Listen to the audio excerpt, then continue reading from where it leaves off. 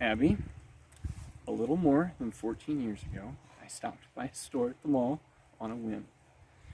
At that point, I had already known for some time how I felt about you, and I already knew what I was looking for in that store. After all, it wasn't my first visit, but I honestly didn't think I would find it that day. But there it was, the perfect ring. It was exactly what I had envisioned, and very much like the one you dreamed about, not including the yellow pear-shaped diamond with a gold band that was just a fake I bought you as a joke in that same dream. Even better, the ring was exactly your size, at least on paper. So by the end of that summer, I bought you a ring. I held on to it, I stared at it often, and I felt my heart go crazy every time I thought about it. A little while later, I nervously asked your parents for permission, and of course they gave it, otherwise this conversation would probably be very different. So with the ring in hand and permission acquired during my light, I had only to find the right moment to ask you. And that moment became a plan that I thought out every single detail to. I knew where, a place that held some significance to me when I was younger. Actually, this place, where we are right now. I knew how, I knew what time of day, and I knew everything down except the when. I had everything down except the when. There we go, sorry.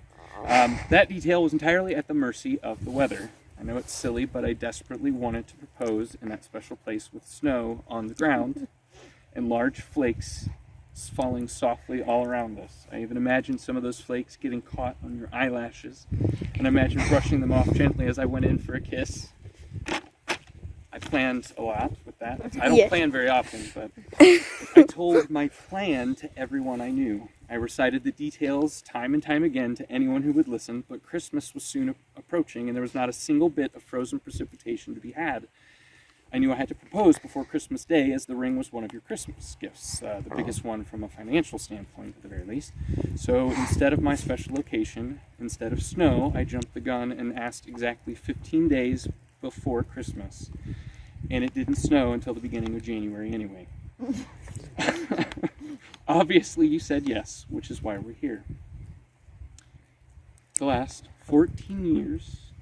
Sorry. Okay. The last 14 plus years have been many things.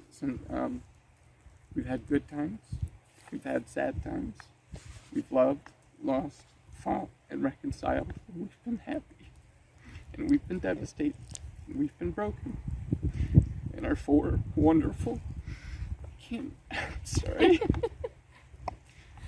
wonderful, beautiful, amazing children have been along for the ride. I'm sure by now you have a very good idea why I brought you all the way out here.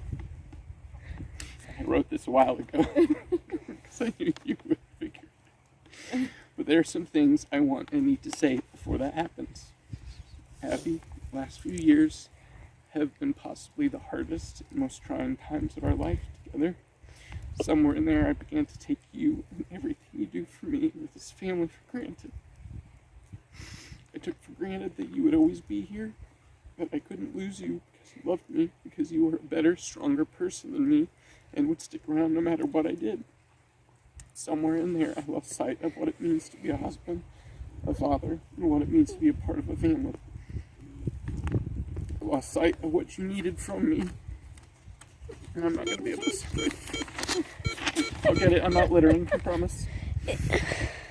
Everything you needed to me to be, and I couldn't see how much you were hurting or how much of that hurt I was causing. The worst part of it all... What's going on? I don't know. Is it recording? Yeah. Then what's it... it's fine. As long as it's still recording. It's still recording. Okay. Nice little break there.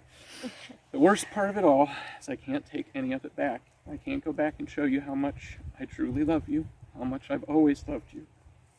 I can't go back and be the man you needed me to be. For that, I'm so sorry.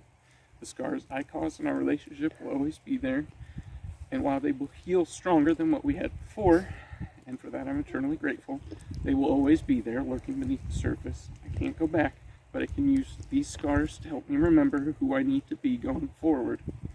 You make me want to be a better man, and a better man is who I promise to be. Abby,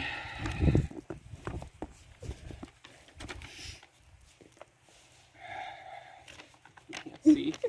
If you will have me, I can't see. I will be the partner you deserve, the friend you want. I will be the husband you need, and the father God expects me to be for our children.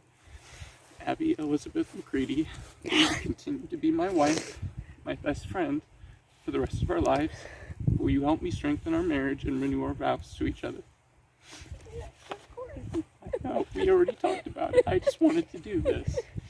And now would be a perfect time to put a ring on your finger. Where'd that paper go? It's over here. No, I'll get it in a minute.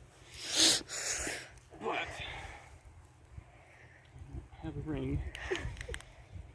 I did make you this. I don't know if you like it or not. No, you hate it. I made it. And this was my first attempt and it was stupid, but I thought I'd show you.